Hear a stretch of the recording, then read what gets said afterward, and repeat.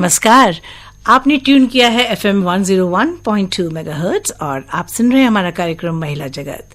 और महिला जगत, जैसे कि आपको बताया गया कि ये खास सेगमेंट इनका व्यक्तित्व कुछ हटके। जी हाँ, इस सेगमेंट में आप ऐसी महिलाओं से मुलाकात कर रहे हैं जो होम मेकर्स भी हैं, घर पे भी पूरी तरह से कंट्रीब्यूट कर रही हैं। ऐसा नहीं है कि वो रोजाना कोई नौकरी पर जा रही हैं या किसी ऑफिस जाने की बंदिश उन्हें है, लेकिन फिर भी उनके व्यक्तित्व में कुछ ऐसी खास बात है कि अपनी क्वालिटीज की वजह से वो बहुत सक्रिय हैं और अपनी लाइफ को रखती हैं एकदम बिंदास और मजेदार। तो आज हमारे स्टूडियो में मौजूद है मीनाक्षी पटौदिया। मीनाक्षी जी के बारे में हम आपको शुरू में ज्यादा तो हम कोशिश करते हैं कि इनकी ही जुबानी सुने इनकी बातें, लेकिन थोड़ा सा परिचय देना मेरा फर्ज है। और मैं आपको बताऊं कि मीनाक्षी जी से कुछ दिन पहले यूं ही किसी कार्यक्रम में मुलाकात हुई। बहुत अच्छा गाना गा रही थी और हम आकाशवाणी वाले अच्छे सुरीले गाने वालों को और सुरीला और अच्छा बोलने वालों को हमारी नजरें जल्दी पकड़ लेती हैं।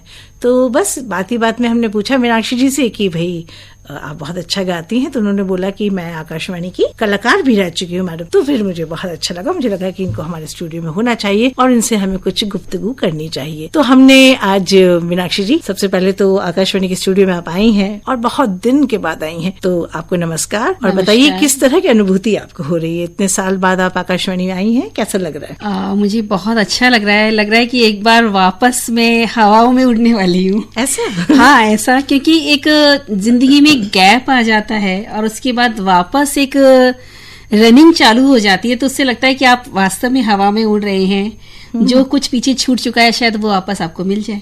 अच्छा, तो जब आप कहती हैं कि पीछे छूट गया, तो आप बताइए कि किस तरह की आपकी एक्टिविटीज थी और आप क्या अच्छा करती थी और आकाशवाणी से आप कैसे संबंधित थी, ये भी बताइए डिटेल में। मैं गाना गाती थी, राजस्थानी, फिल्मी, गजल वगैरह सभी गाया करती थी और कॉलेज टाइम से ही बहुत ज्यादा गाया करती थी। उस टाइम तो मैं काफी ज्यादा, मतलब कॉलेज टाइम में तो मैं महारानीज में तो नंबर 1 पे ही थी उस टाइम। क्या बात! तो उस टाइम मुझे गोल्ड मेडल भी मिला था ऑलराउंडर के लिए।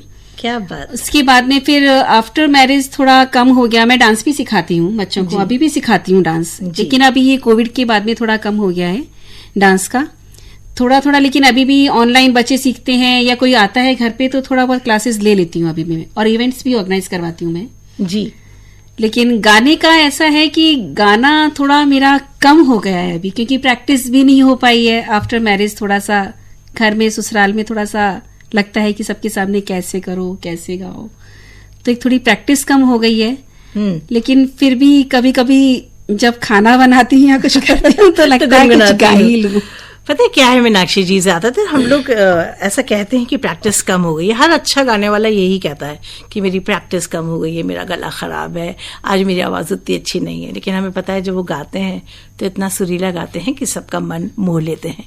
तो अब हम अपने इस वार्तालाप को और आगे बढ़ाएं, उससे पहले हम ये चाहेंगे कि आपने कहा, जिक्र किया कि आप राजस्थानी गीत भी गाती हैं, तो हमारे लिए पहले तो एक राजस्थानी गीत गुनगुनाइए जिससे श्रोताओं को लगे कि हाँ भाई आज कोई व्यक्तित्व है और उसका व्यक्तित्व कुछ हटके है।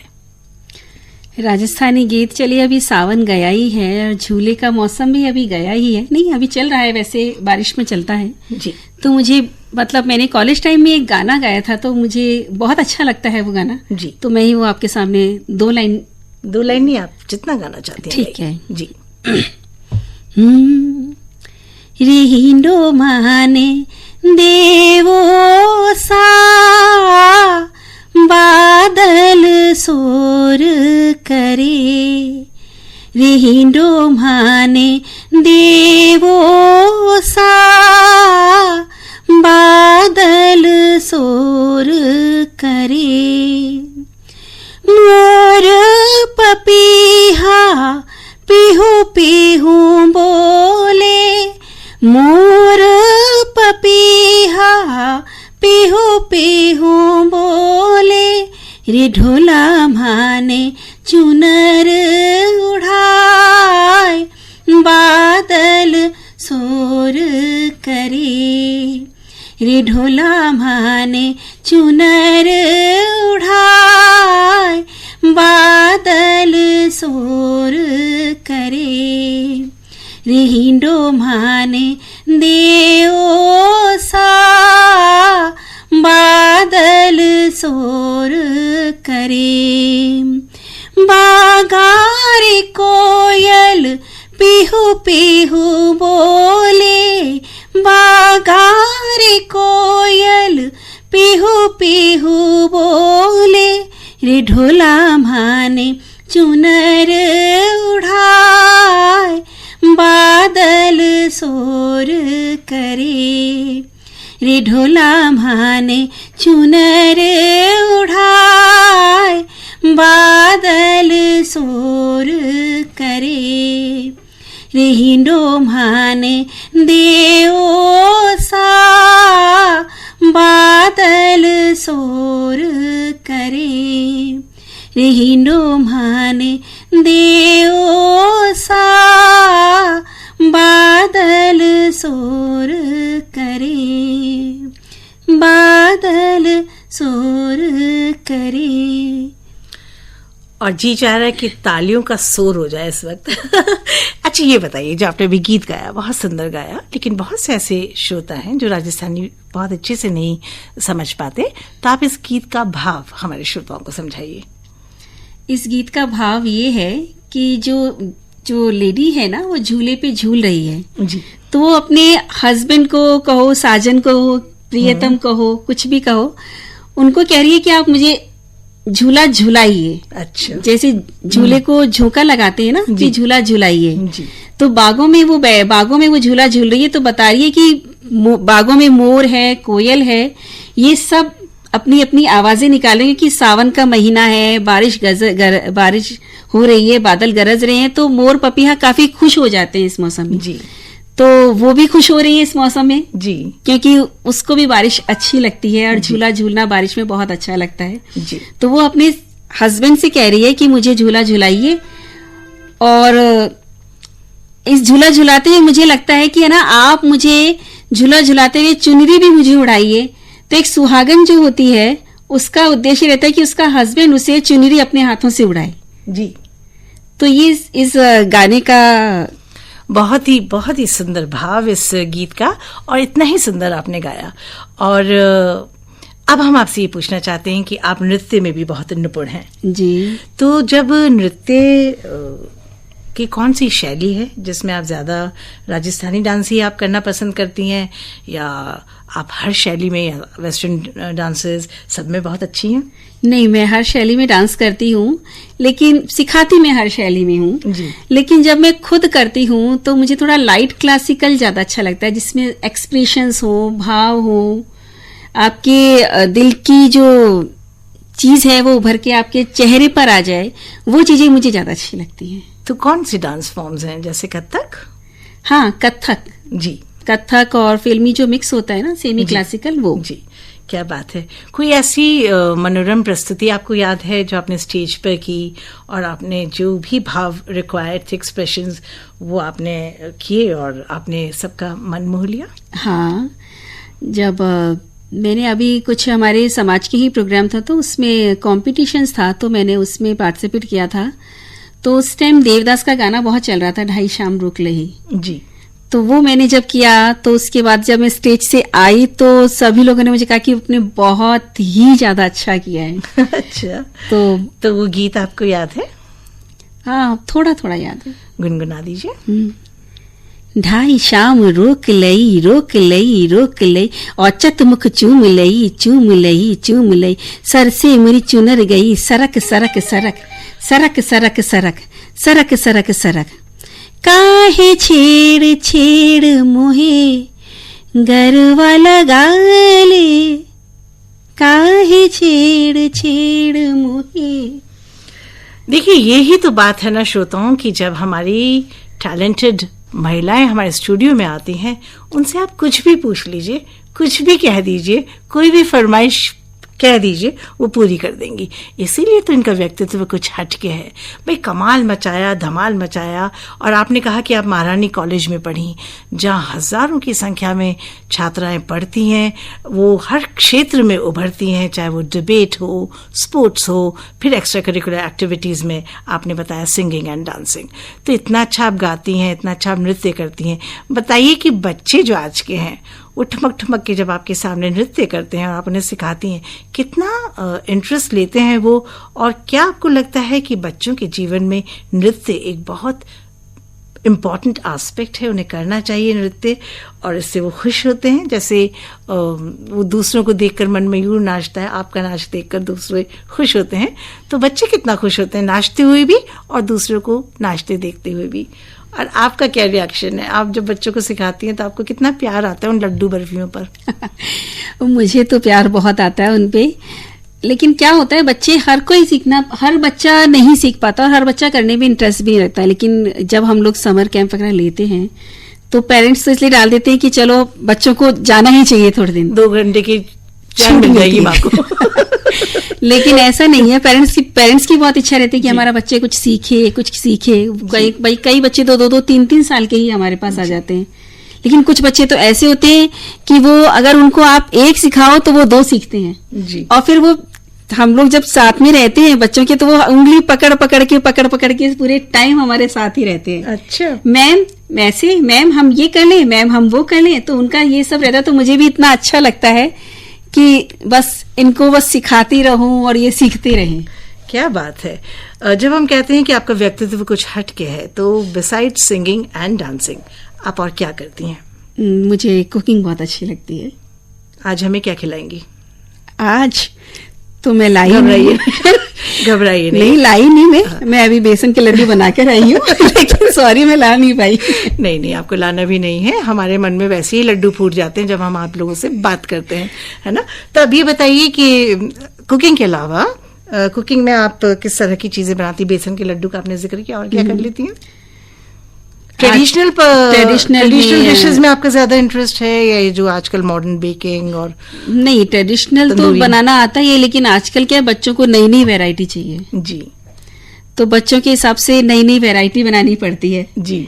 चाहे उसमें अपना कुछ डालो या किसी का कुछ डालो, लेकिन डालना पड़ता है मसाला उसमें एक्स्ट्रा जी, तभी बच्चों को अच्छा लगता है जी।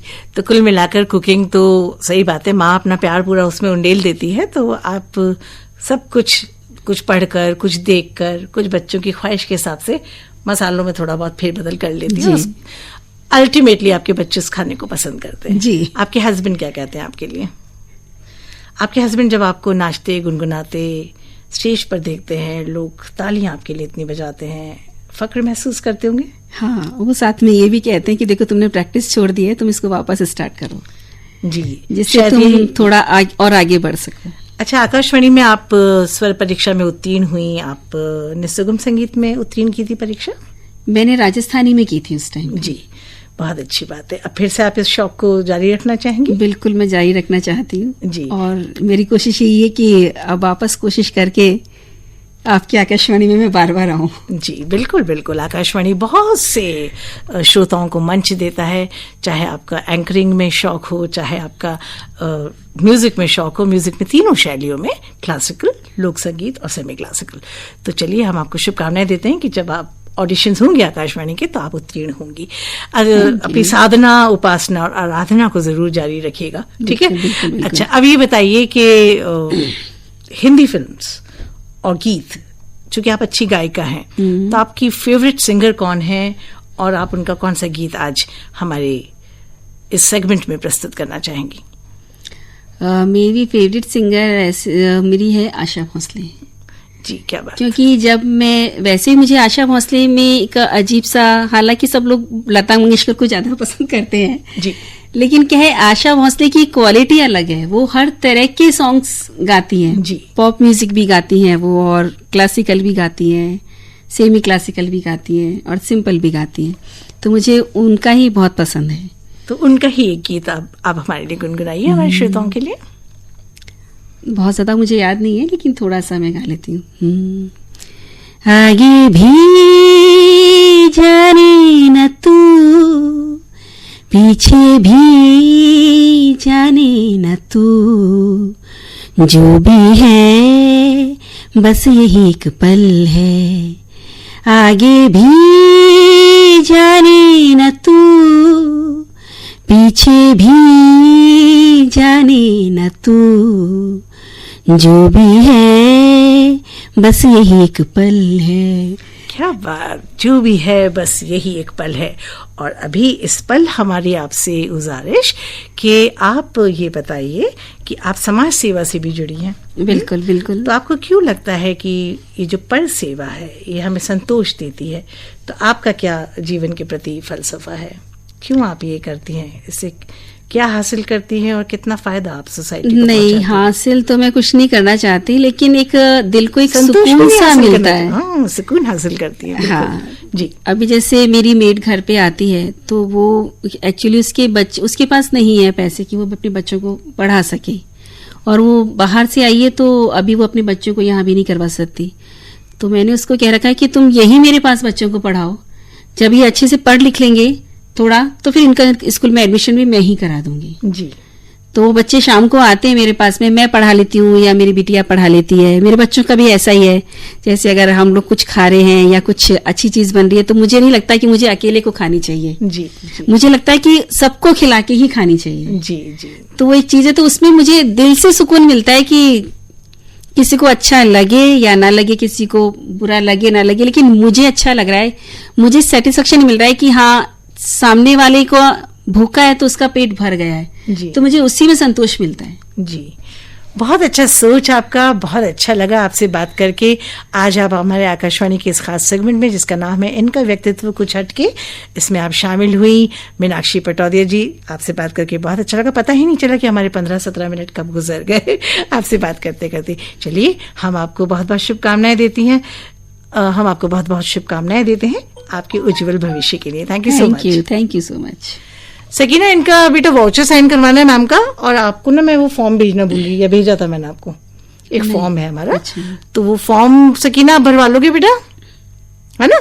तो उसमें आपको बैंक डिटेल्स देनी है अभी। हाँ, नंबर तो मुझे याद नहीं। आधार कार्ड नंबर है, आधार कार्ड नंबर होगा, और बैंक डिटेल्स। तो आप ऐसा कीजिएगा कि हमें घर जाके अपनी सब बैंक डिटेल्स, आधार कार्ड नंबर, वो फॉर्म लिख दे देगी आपको सकीना। तो उस फॉर्म में जो जो भी कॉलम है वो भर के उसका फोटो खींच के मुझे भेज दीजिएगा। ठीक है। और अपने चेक की लीव का एक फोटो मुझे भेज दीजिएगा। ये अभी करना है आपको, आज ही आपकी बुकिंग करानी है। मंगल का है ना मैडम का? तो वाउचर तो साइन करवा लो बेटा। और बेटा एक फॉर्म, तुम लोग 2-3 फॉर्म अपने पर्स में रखा करो। नहीं, ये साइन करने के लिए सपोर्ट यहाँ कर। नहीं, बस आप 3 से साइन कराओ बेटा, फिर आप लिख देना मीनाक्षी पटौदिया, और डेट ऑफ ब्रॉडकास्ट कब है? 31 वही होंगे ना जो हाँ, जो बैंक में है। हाँ, बिल्कुल। हाँ, PATAUDIA, पटौदिया, PATODIA। हाँ, PATODIA। अब रजनीश सर का ले लेंगे।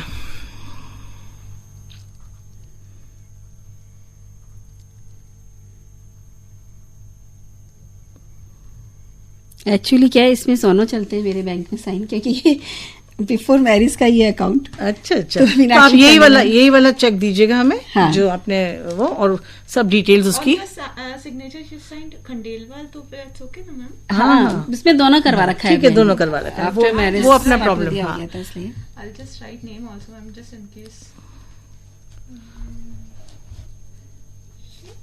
और तुमको एक फॉर्म देंगी सकीना। हाँ। तुम उसको घर में भर के फोटो खींच के मुझे भेज देना आज शाम तक हर हालत में, है ना? थोड़ा है। जल्दी भेज देना, 12 मतलब अभी जारी होगा, है ना? बस फॉर्म दे दो बेटा, वो अपने आप कॉलम्स देख लेंगे, अपने आप भर देंगे पूरा, और नीचे साइन कर देना उसमें। ठीक है, थैंक यू सो मच। मेरी एक और रिकॉर्डिंग है, रजनीश जी आए हैं तो उनका हम रिकॉर्डिंग करेंगे ना।